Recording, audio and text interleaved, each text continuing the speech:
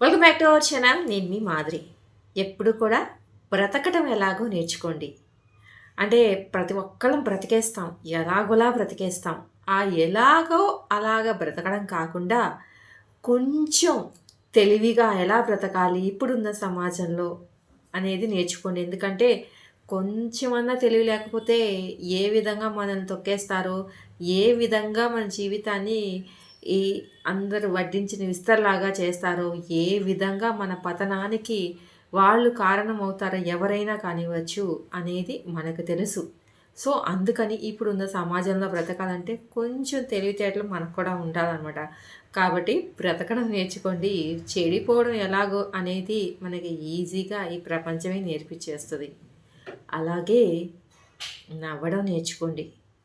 ఏడవడం ఎలాగో అనేది మన వాళ్ళే, మన దగ్గర వాళ్ళే, మన అనుకున్న వాళ్ళే మనకి వెన్నుపోట్లు పొడిచేసి, మనల్ని చేతకాని వాళ్ళలాగా చేసేసి, మనల్ని ఏదో ఒక విధంగా మనల్ని కష్టపెట్టేసి, మనకి ఏడవడం ఎలాగో వాళ్ళు నేర్పించేస్తారు. సో, అలాంటి ఏడుపులతో ఉన్నటువంటి మన జీవితాన్ని నవ్వడం ఎలాగో అనేది నేర్పించాల్సిన బాధ్యత మనకే ఉంది కాబట్టి, నవ్వటం ఎలాగో మీరు నేర్చుకోండి. మీరు నేర్చుకున్నారంటే ఖచ్చితంగా మీ బ్రెయిన్‌కి మీరు బ్రెయిన్ వాష్ చేసి ఆ నవ్వడము ఎన్ని ఇబ్బందులొచ్చినా, ఎన్ని వచ్చినా కానీ నవ్వుతూనే బ్రతకాలి అనేది ఆటోమేటిక్‌గా మిమ్మల్ని మీరు కాన్ఫిడెంట్‌గా చేసుకుంటే ఖచ్చితంగా మీ బ్రెయిన్ కూడా దానికి అలవాటవుతదనమాట. ఇంకోటేంటి లాస్ట్ అండ్ ఫైనల్ ఏంటంటే ధైర్యంగా ఉండడం నేర్చుకోవాలి. ఎందుకంటే ఇలాగ మనల్ని బ్రతకనివ్వకుండా చేసేవాళ్ళు, మనం ఏడిస్తే చూడాలి అనుకున్న వాళ్ళు, మనం ధైర్యాన్ని కోల్పోయి ఉన్నప్పుడు మన పరిస్థితి ఎలా ఉంటదా అని చెప్పేసి ఎదురు చూసేవాళ్ళు బోలెడంతమంది ఉంటారనమాట.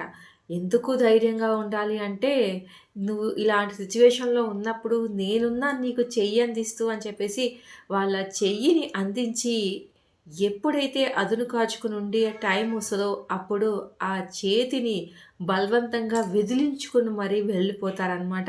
అలాంటి వాళ్ళు మన చుట్టూనే వైఫై లాగా తిరుగుతూ ఉంటారనమాట.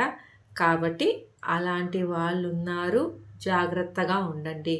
ముందు మీరు లైఫ్‌లో ఈ మూడిటిని కూడా బాగా నేర్చుకున్నారు అంటే, ఎలాంటి సిట్యుయేషన్‌లో అయినా కానీ ఇంకొకరు చెయ్యందించాల్సిన పని లేదు. ఇంకొకరు నీకు తోడుగా వచ్చి నవ్వించాల్సిన పని లేదు.